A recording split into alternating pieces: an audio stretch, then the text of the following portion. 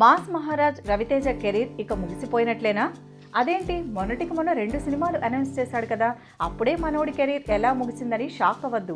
కానీ టాలీవుడ్లో ప్రస్తుత పరిస్థితులు చూస్తుంటే అది నిజమే అన్న డౌట్ కలగక మానదు. బెంగాల్ టైగర్ వచ్చి ఏడాది పూర్తయింది. ఇప్పటికే మాస్ రాజా కెరీర్ చివరి దశకు వచ్చేసింది. పైగా ఈయనపై నిర్మాతలు కాస్త గుర్రుగా ఉన్నారనే ప్రచారం జరుగుతోంది.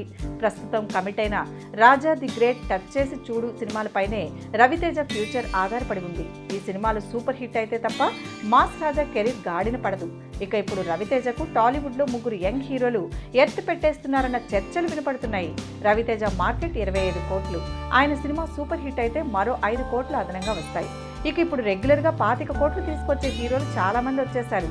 సాయి ధరమ్ తేజ్ యావరేజ్ సినిమా సుప్రీంతోనే 25 కోట్లు కొట్టేశాడు. ఇక నాని కూడా చాలా సులువుగా 20 కోట్ల మార్క్ అందుకుంటున్నాడు. భలే భలే మగాడి బోయ్తో ఏకంగా 30 కోట్ల మార్క్ కూడా టచ్ చేశాడు నాని. పైగా సాయి, నాని సినిమాలు 12 కోట్ల బడ్జెట్లో తీసేయొచ్చు.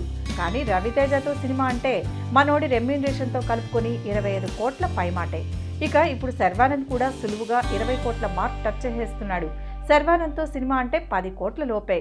సో ఇప్పుడు రవితేజ కన్నా ఈ 3 హీరోలతోనే సినిమాలు చేసేందుకు నిర్మాతలు ఇంట్రెస్ట్గా ఉన్నారు. ఈ 3 ఇలాగే వెళితే రవితేజ కెరీర్ మరుగున పడ్డం ఖాయమంటున్నారు టాలీవుడ్ సినీ జనాలు.